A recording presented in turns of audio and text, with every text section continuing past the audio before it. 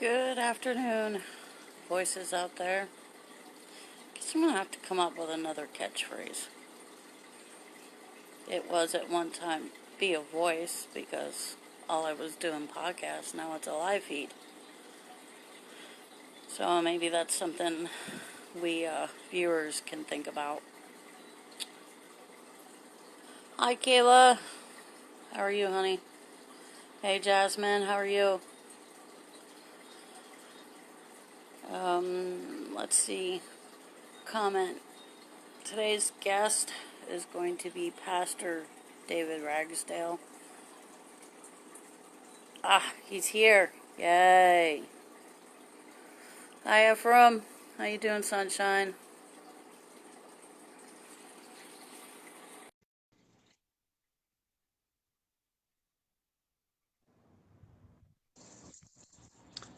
There he All right, is. are we testing?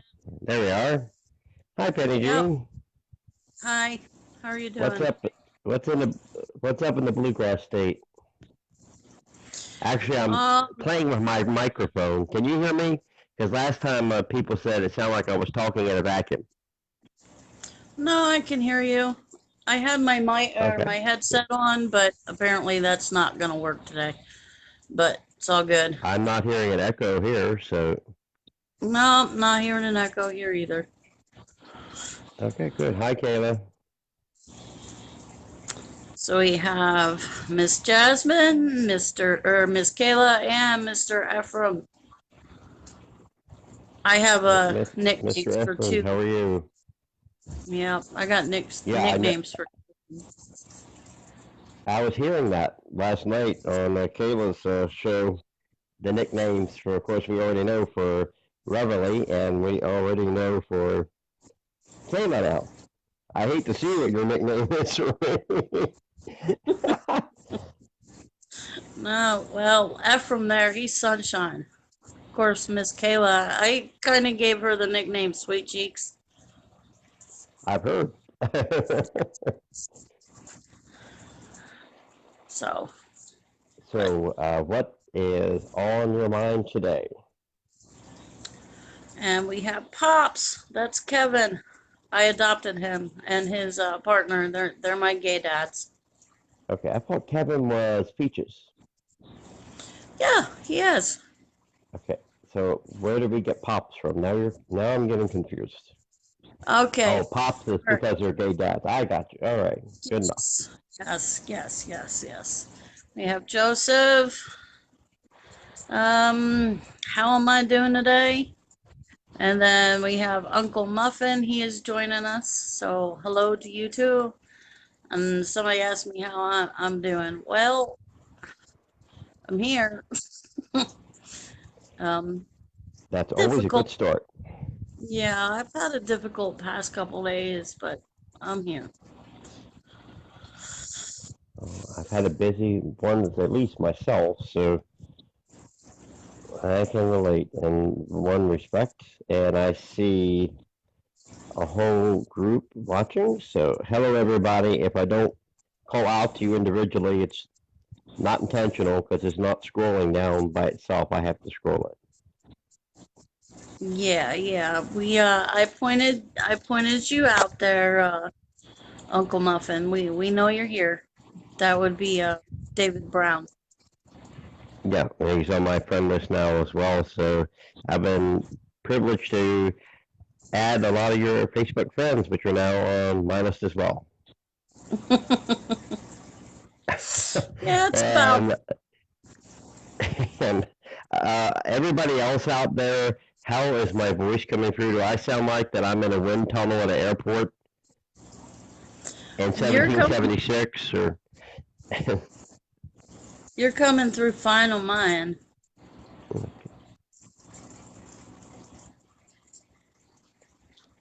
okay, Let's see. Joseph fractured his right foot. His foot. Yeah. And Knobles. Oh wow. Joseph, I've been to Knobles, so huh. Small world. Hope you feel Hmm. better, man. Jasmine says you sound good. Okay, good.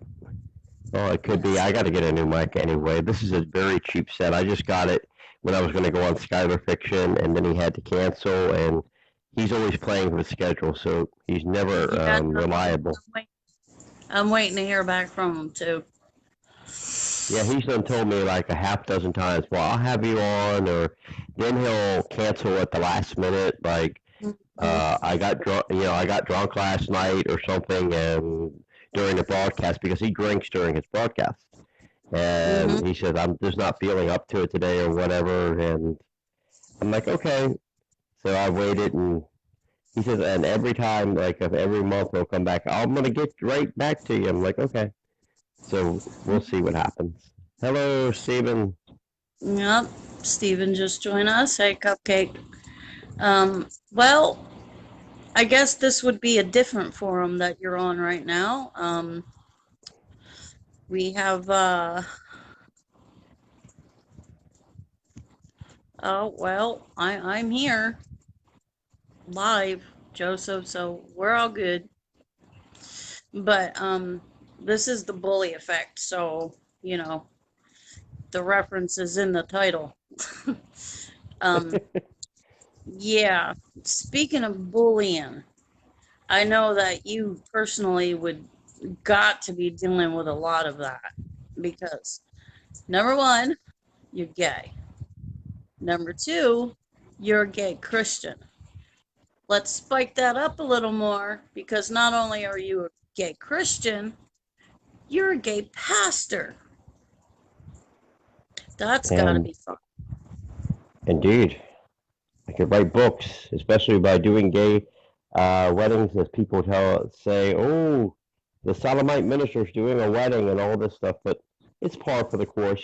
I often tell people I feel like Abraham Lincoln. Mm-hmm. So I have a little file, except mine's electronic, in my email of all the little hate mail that I get, or I'm going to burn your house down or what have you not. And I'm like, okay, here's my address. Come on by. We'll give you a nice warm welcome. So fortunately, nobody has ever crossed the line. If they do, that's too bad for them. So Mm. you Yeah, could call me because pistol packing pastor. So that pistol packing pastor, yeah. there is your nickname. Oh You Lord. gave it to yourself. Well, and it's not because being gay. It's actually because of being in the police force before for 13 years, and every retired police, ex-police, or what have you not carry a weapon. So it just comes with being a police officer at one time or another. Because I actually arrested people on the FBI's topmost 100 list, and No. had those people. I've had those people tell me this is back in the 1990s, per se. Uh, when I get out, I'm going to find you wherever you are. He says, I'm going to kill you. So Mm, that's one reason I carry a weapon. So you have to when you're law enforcement in any respect. right. Wow.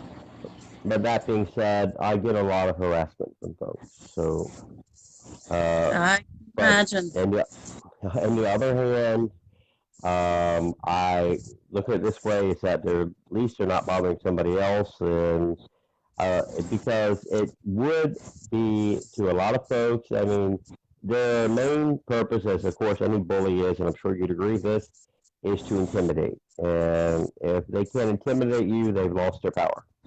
Hmm. That's what I'm constantly telling, the people that I work with that, if you listen to them, you're giving your power away. If you fall Absolutely. for it, and if you don't fall for it, if you rise above that, that takes their power away.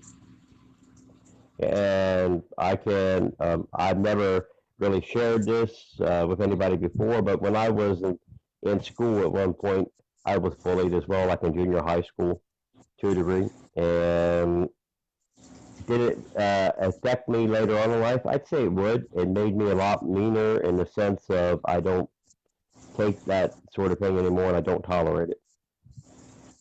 and I started to fight back when I was in junior high school and high school as well. That's why I took up wrestling, one of the reasons. So, and it worked for me. And I'm sure everybody has a formula through counseling or some type of activity that will work for them and help them cope with their situation. Oh, okay. Well, Miss Jasmine was just telling her child.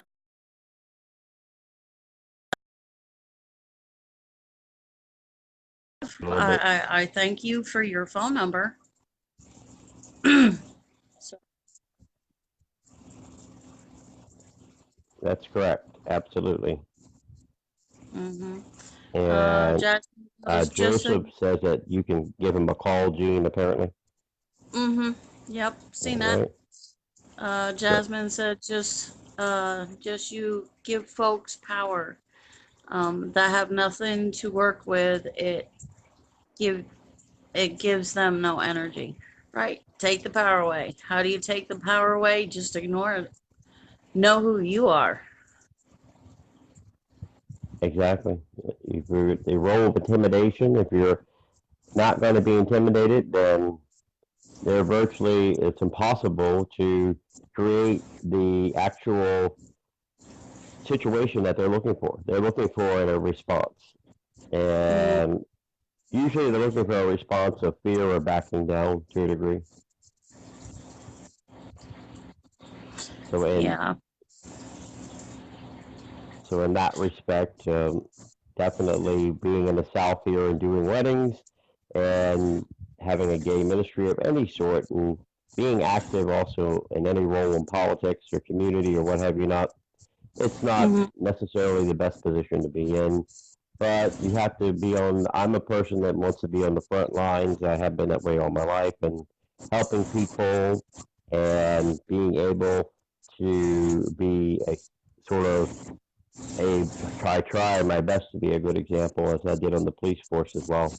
I would often have people tell me you're more of a chaplain than you are a police officer. So I'm like, well, I Hmm. thank you for that. I'll take that as a compliment.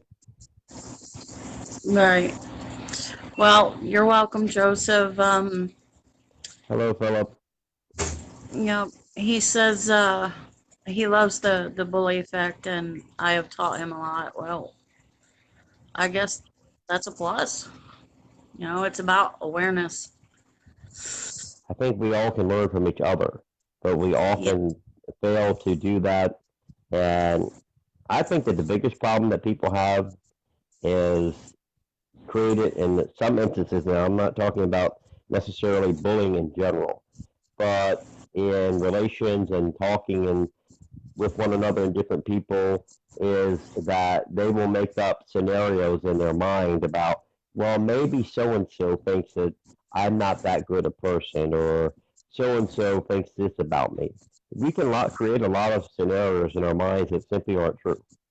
So I always tell people if you have something you would like to say, or you have a concern or a question, don't sit there and smolder about it in your mind about, well, is Dave thinking this way or that way? This is what I told my cadets when I was doing police work. Am I Mm, thinking this about you? No, if I'm thinking something about you, I'm going to tell you what I'm thinking about you. And of course, I'm dealing with police work, and that at the time was a lot different. But if you have something to say, it's best to address things to the person instead of letting mhm, things smolder in one's mind.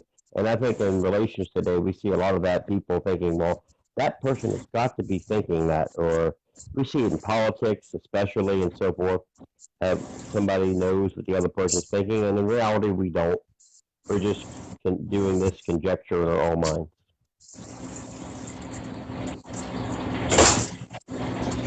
okay. And Joseph said for him a copy of the bully effect, and I will be here for the hi, other people. Elizabeth. Welcome to the show. I'm sorry. Go ahead. No, you're fine. Thank you, Joseph. Yeah, no, I totally agree. Um, what suggestion or advice would you give to the members of the LGBTQ plus community who are Christians and somehow recently have been like feeling targeted. What advice would you give them?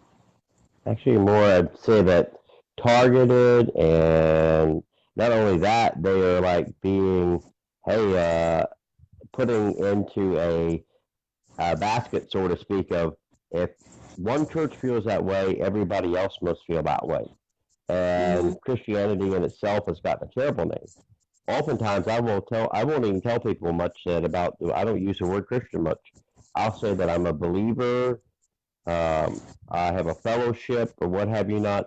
I don't use the word Christian too much because it's been snared and it's been kidnapped by people who are not acting like Christians.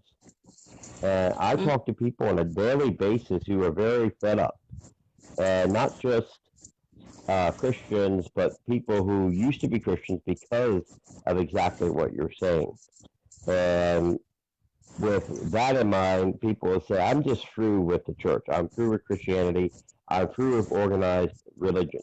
And what they're doing is they're looking at one or two or a half dozen sources that are saying something bad in respect to the LGBTQ community, trying to humiliate it, trying to use Bible verses that were never intended for that.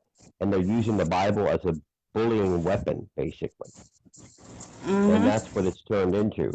That's what you were saying last week about Massa. That's a prime example of making the Bible a bullying weapon. And Mm-hmm. but all this does is give Christianity a bad name because I represent Christianity, you represent Christianity because you identify as such. It's the same thing if Right. I work for a business. If I'm a police officer, if I work for Sears or what have you not, I go work at Sears and I make a mistake. I go out and cuss somebody out after I leave work. Let's say I go to a bar and I have a few drinks and I cuss somebody out, but I got my name tag still on. Well, at that moment, I represent Sears. I don't represent myself. In their Mm-hmm. mindset, I won't go to Sears because even subconsciously they'll be thinking if they're not intentionally doing this. He represents Sears. Look what the type of employees they hire: drunks, or people that have terrible habits or terrible uh, profanities. So that's what you actually have. And my greatest advice to people is to actually continue and persevere. Christ Right. always told us this is going to be a difficult walk. The Bible never says this, we're going to have a very easy time. I don't know anybody that has ever been told that, and if they believe it, and they've been told that, they've been very much deceived. Because Christ never ever said that. In fact, he said the exact opposite. If they hated me, how much more are they going to hate you? So, Right. and I have I someone joining us, it looks like. My daughter. This is my daughter, Raylan. Hello. Hi. Say hello. Hi. This is Hi. Pastor Ragsdale. Hi. Nice to meet you. She So you can just tell re- that's your daughter. yes, she's my mini Absolutely. me. That's right. She just recently started going back to church. So, Great. I'm yes. very happy to hear that. Yeah, But me. you have to remember too, if she's going back to church, in the same token, church is there for you to go to for your worship in God. And the only one that you have to satisfy when you go to a church meeting is God.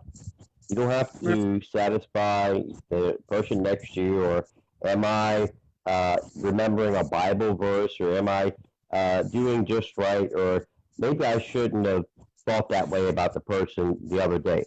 That's not what it's about. What it's about is you're there to worship God. And people often lose sight of that. It's not a barroom gathering or an AA meeting, per se.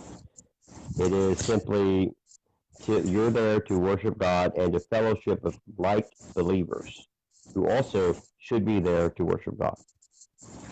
exactly. We have a few questions here from Uncle Muffin. And for those of you, that is David Brown. He goes, what about when you give a person time to discuss a problem, but they will not, and messages to through other people? Well, good question. Yeah, Um, what if the person time to discuss a problem, but they will not, and messages to through other people. Okay, exactly what are you saying there? yeah, like myself, and again, I know the situation, so I would move on, wipe your feet and move on. You know, you do you, and I'm gonna support and love everybody because that's what I do. Thank you. Joseph said you're beautiful. Oh, I'm not. I just woke up. Yeah, she just woke up. So, Well, I wish I looked that well when I got first. Just woke up. yeah, Joseph wants to ask you a question. What church, are you pastor to?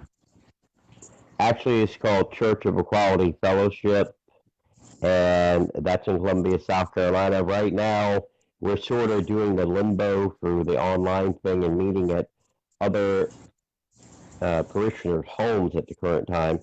I don't have a brick and mortar. We haven't had the financing for it at all. And I've also had some personal illness related things in my life that I've had to deal with. So I've had to take a step back for about 6 months. And now that I'm finally coming back some more and things are starting to become more stabilized, I'm hoping that the Lord will actually provide a avenue where I could actually have more of a solid platform per se. Okay. But I'm still very active with uh, also through social media, also through teachings that I do online, and in addition, very active marrying people. And Kenneth here goes, I love this conversation, very intelligent and getting into areas that I have been affected in on Facebook by friends who call themselves my friends. Kenneth, welcome to the Bully Effect. Jeff, welcome back to the Bully Effect. I see that you're watching. Yeah, even though I am a straight ally, I'm also a certified youth pastor. So guess what? I feel you, Pastor David. I feel you. Cause let me Absolutely. tell you, because I'm gonna go ahead and put myself in the category of a believer, because you know there are Christians out there that are giving me a bad name, and I don't want to be affiliated with that. So because that's not who I am, and that's not what I'm about. Um, And I can tell you in a ministry, and of course, you living in the South, myself living in the South, there is a difference somewhat in regional areas. And being in the South is a little bit more challenging. But I really sort of get where you're saddened to see a lot of young people your daughter's age who mhm, are actually saying, "Well, I don't believe in God. I don't want to be like those people." And I'm like, all I can tell them is I can't blame them. I don't want to be like them either. I'm mhm. referring to people like Massa and so forth. Yeah, you And want to hear a shocker there, Pastor David? I'm sorry, You want to hear a shocker? The absolutely. one It's who's trying to hide behind me now.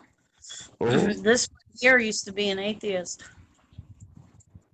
Now that is not, that's actually something that I love to hear that she's actually found spirituality with her walk with God. So that's what I like to hear. Usually it's the other way around. So she's the exception, and that's great to see. Mm-hmm. Hi, Miss But Kaylee. I hear this so often that people are actually losing so much faith in especially folks who say, I used to be a Christian, but I'm really, as I was saying earlier, fed up with this and I'm done with it. We can't be done with it. We have to, our responsibility, number one, is to love our neighbors. And as you told me before our broadcast today, because I know you weren't feeling 100% today, and Mm-mm. it's not about me, it's about everyone else. And that is the exact mentality that anyone that's a Christian or gives themselves that title needs to say. And Christ, of course, never ever called us to follow other Christians at all. He Right. told us to follow him. So don't be disheartened because we see things around us that may seem like, well, this is all falling apart. And Trump, like President Trump, does not represent Christianity. And the only one that represents Christianity is Christ. So when we start to feel, wow, I can't do this anymore, when we have those days, we need to turn back and look at who are we serving? Who do Mm. we want praise from? Because we will, everyone does this, and I'm sure you would agree, as being a youth pastor. We'll get up into it's all about how I feel and how that other person feels. And when ultimately it's all about how Christ feels. And we should be mainly concerned that we are trying to emulate him. Yeah. And that's what I think that a lot of folks are losing sight of. It's not about how big the church is, it's about what the church is actually doing. Right. So, Kelly wants to know how I'm doing.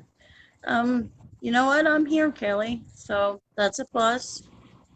I'm here for y'all, so that's another plus. And I'm not here alone. So awesome. Well, you will have to have your daughter start her own little show for the Oh, youth out there. she sort of does. Ah, there you Yeah, go. on a different kind of platform too. So, the last thing she discussed, if I'm correct, because I wrote it for you. It's about racism. Yeah, it was about racism. Her platform is she likes to play games. Ah, So yeah, she will go onto YouTube and you can watch them play a game and at the same time have serious conversations with her and her gaming buddies. Like the topic of, racism. They did a topic of abortion. They that's a different kind of platform and it's working for her. that's that's actually inventive and seems like it worked very well. I forget what they used to call them, but they had something like that years ago where people would do. It would be more of a one-to-one basis. They would go out to places and game together and discuss serious issues, things of that nature. Hmm. So you can everybody can go subscribe to my daughter's There we go. YouTube channel. Uh, um, if I screw up, I get off here 1 second. Hmm. There we go. Go I should have live at turned my 11. notifications off. Hmm. Yeah, she usually goes live at 11 p.m. Eastern. So Oh, y'all into she's a night playing owl. games? Yeah, y'all into playing games, and you want to include yourselves in this serious conversations as they're, shooting people on a game. Go Okay. ahead. Go Oh, for it. I was I about to say, welcome what's more your people favorite to shoot. game? Yeah, but the conversation, and I actually thought the platform was awesome. You know. Ah, I think I it's did. actually something that you don't hear much, so that should be something that should attract a lot of people as well. So, hooray! That sounds an Yes. excellent platform to be achieving. I think Joseph had a question as to the name of the platform. Joseph, if you scroll on the bully effect, I got her link there. Just scroll, you'll find it. I also did one of those. LGBTQ plus Yeah, community. she also, her and her friends also did a conversation having to do with the LGBTQ plus community. So it's Hi, just a, Sissy. Excellent. it's just a bunch of, just a bunch of gamers getting together and talking about what's important, but from the perspective of her age group. And let's see, we had a few more. Yeah, Uh, Jeff, Jeff, we are God's hands and feet and voice, and not to be abused. And God speaks of His word to watch out for false teachings. And if you're fake believing child of God, you know those fake teachers. Let me see, Kenneth. The documentation I am from is from the Lutheran Church, Missouri. Okay. The things we are discussing are much like things we discuss in Bible class about life, then discuss in Great Way what scripture, okay, says not what says, man says. right. Mhm. Um, So I guess we're actually having Sunday school on Saturday here. So apparently. uh, uh, yeah, as Jesus would say in the Bible says that wherever two are gathered, so he's also there. Yep, yep. Which is okay because, What's today? Saturday. Tomorrow I gotta go to church. Yeah, tomorrow I go to church, yep. Um, which is cool because, you're a pastor, I'm a youth pastor. We got this lit. Absolutely. Mm-hmm. Marcus We, goes to church too. and we Mm-hmm. always need more to actually join us. And in ministry, you just don't have to be a pastor or youth pastor. There are a lot of other roles that volunteering in the church can use. I know when I was perfectly well and I wasn't struggling with an illness, that I was actually going out and doing prison ministry. I've Mm-hmm. actually spoke to a famous prisoner in South Carolina. Since for security purposes, I can't really rely on the air, but I can tell you that I had prison ministry. I would go down to the nursing home and retirement facilities and speak Mm-hmm. with people there.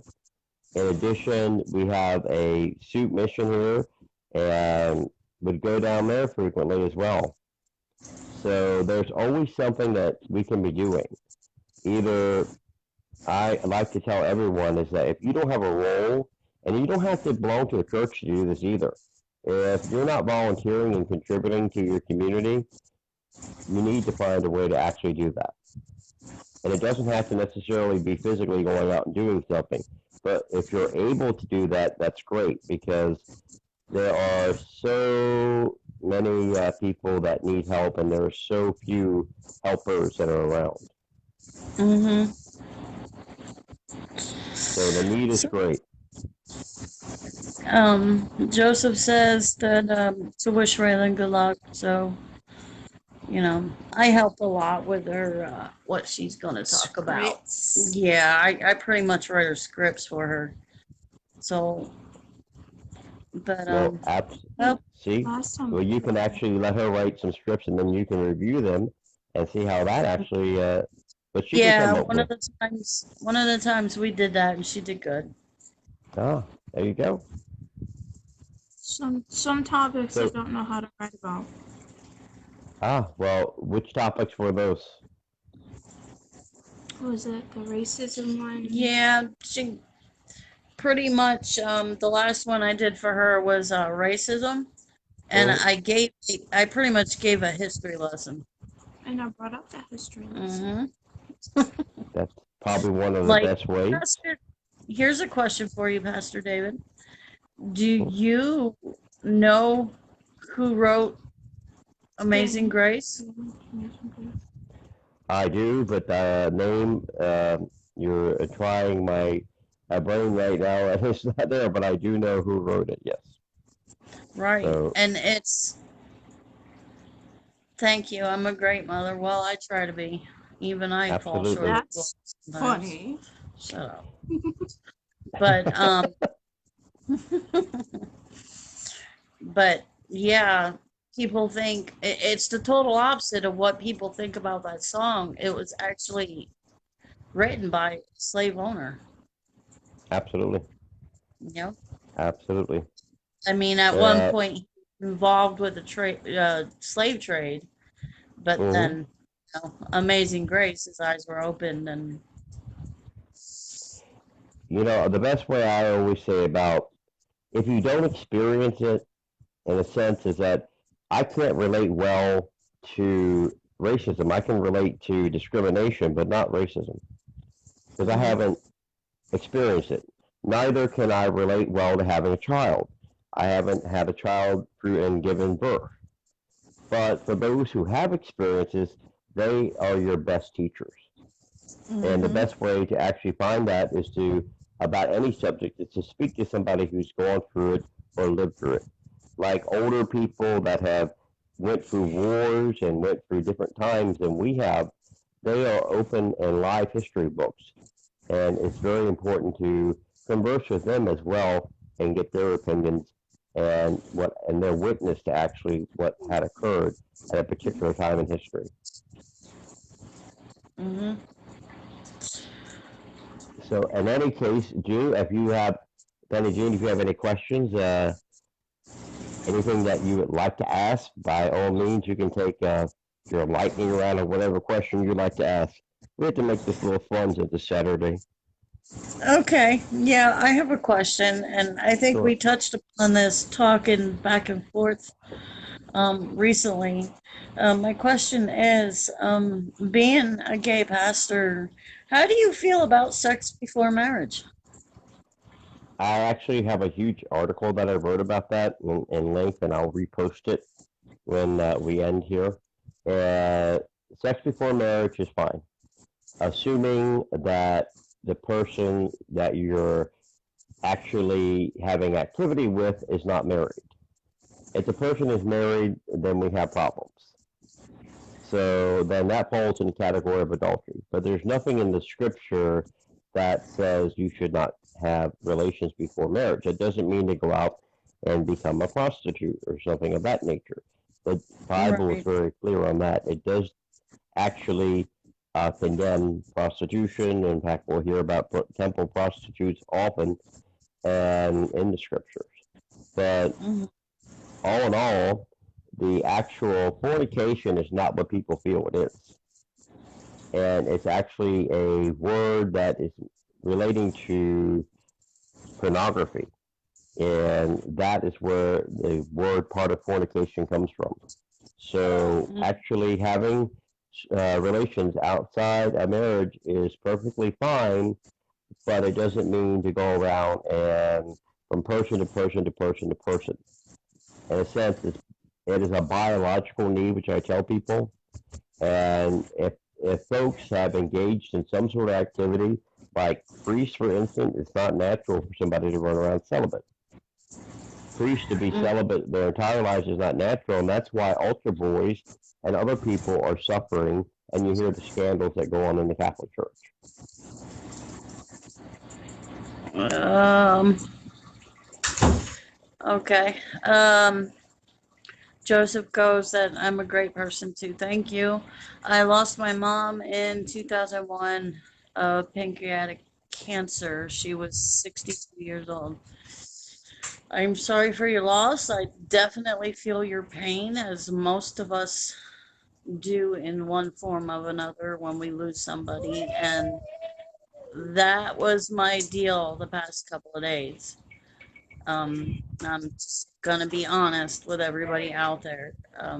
Yesterday marked 1 year since my own mom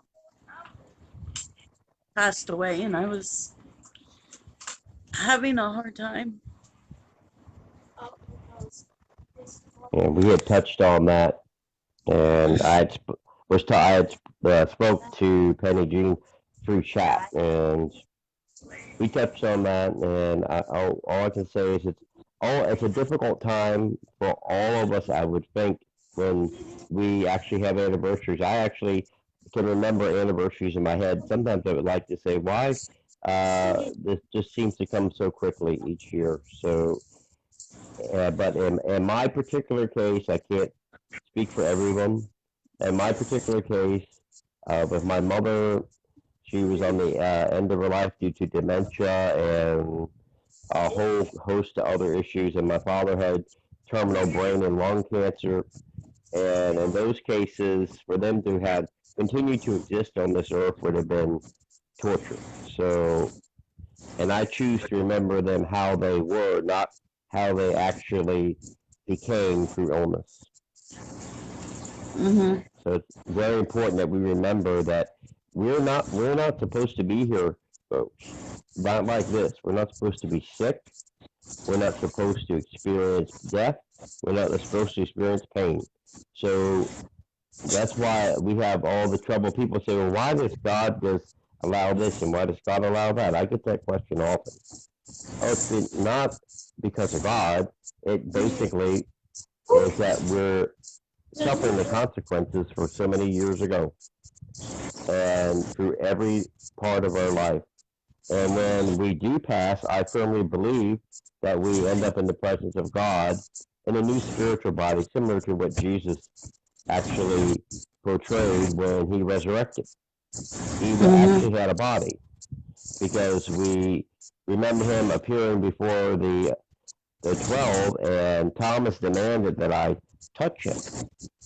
And he actually allowed Thomas to touch him and said, "A spirit does not have flesh and blood as I have." And he ate and he drank with them. That was our original bodies. Doesn't mean Mm-hmm. that Jesus has to eat and drink now, no. But if he wanted to, he could. You know, Of course, that's another subject for another time. Where I Kevin had had a, I had plenty of people, and I thank them from the bottom of my heart. Like, she's in a better place. She's not suffering no more, and I get that. I do. But I'm human. She was my mom. It still doesn't take that hurt or pain away. and when you don't hurt anymore, and when the pain's not, you don't feel any pain, then you need to step back and reflect about yourself, because then there's something wrong. It's always going to hurt Yeah, for the rest of your entire life. and Pops goes, I lost my mom in 2009 and my first partner in 1998 and my older brother in 2014. Yeah, it's hard when we lose loved ones. And, I know it's been a year, but relatively, it's still fresh to me. Like, on the 4th, I could sit there and, like, I think I broke down more on the 4th than I did yesterday because I could remember on the 4th. I mean, it was a year ago from the 4th that I was having a conversation with my mom on the phone. And I remembered that. And, like, even my daughter, she said, "Didn't you see fireworks last year?" And I said, "No, I was talking to your nanny." And this is why I am telling people not to take your life for granted, because I was having a conversation and a good one. She had a good day. Like, she had a cookout with my brother and his family, and then the last word that I'll never hear again was "I love you, Pen," and that was just the next day. And thank God that you had that actual moment and to have with her, because a lot of people, some things happen even quicker than that and unsuspectedly. And we all know, and we should know, that we're not guaranteed one more second. So each one of us, I used to have a doctor years back, he used to say, I believe he made a comment one time to someone that was in the office, and I remember him saying very clearly that oh, you're okay right now, but he says when you leave here, he says you might fall. You walk out the door and your head might fall off. Is exactly what he said. But the example is that you could drop dead right there and there. So we're not Mm-hmm. guaranteed one more moment at all. So it's very important that everybody stops worrying about what isn't important. And we do that so well. We more and more, we bicker among ourselves. We don't trust one another. We get mad and we have a lot of hate today. And even inadvertently, because of circumstances may drive you toward ill feelings. And that should not be happening. We need to step back and really look at what's important. I So totally agree. I gave my Sunday sermon here, no, but it seems like it. But no, a lot of people will run away from that. You'll find that out.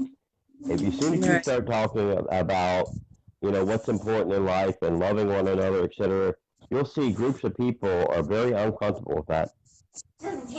And Yeah. there's a problem right there. If you can't tell someone, a stranger, that you love them for being a fellow human being, then perhaps you don't know how to love, or perhaps you have issues that you need to deal with. As you can tell, the one thing that really gets me to smile is that little boy over right there. He's he's laughing and giggling and keeps going nan nan, which is me. Yeah, Mom's trying you to got keep it. that song going through my head because you used to put out there your post a lot, Chunky Monkey, and Oh they used to have yes. a song about Chunky Monkey out there. So the other day Hmm. that song was going through my head all day long. Yes, he's my chunky monkey. My chunky monkey. My Uh chunky oh. monkey. Mine. I nicknamed him that. Mine. He can be your something else. He's my chunky monkey. Oh, cat fight, folks. This is a pay-per-view event. No, no, no. Here's the thing with that. Mom wins.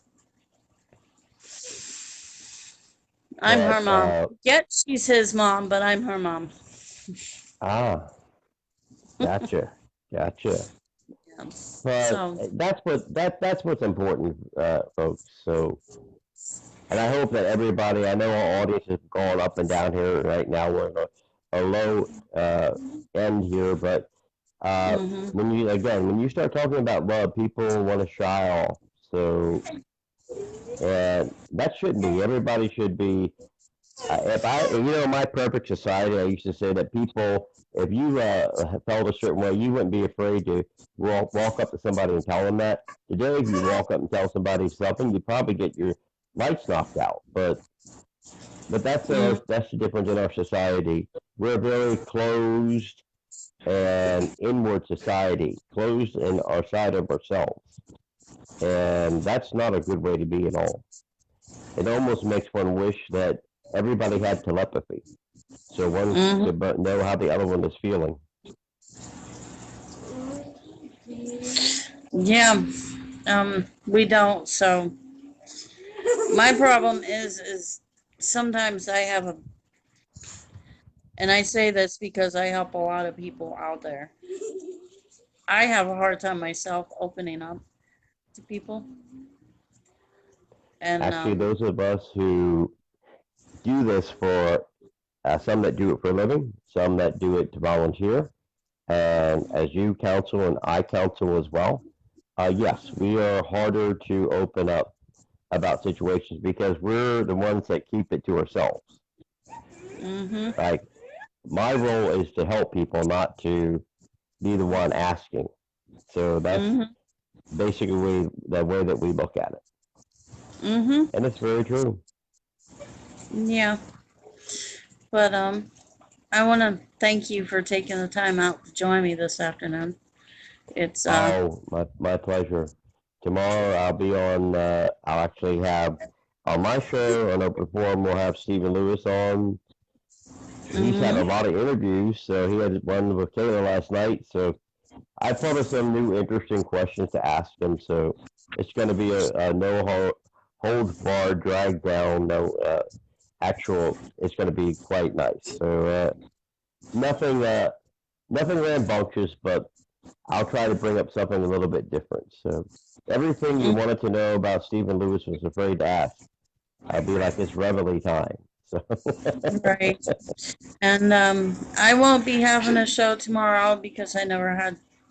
I mean, Stephen and I, if I have a full week, we'll do a live show, weekend review. But I haven't had a full week. um, but Monday, speaking of Kayla, she will be my guest on Monday. excellent, Try to excellent. guess tonight. Mm-hmm. And Someone else is calling in. yeah. Someone was in the background. But in any event, I certainly have enjoyed being with you on a Saturday afternoon. You saved me some time from the laundry room, which I'll probably have to get back to.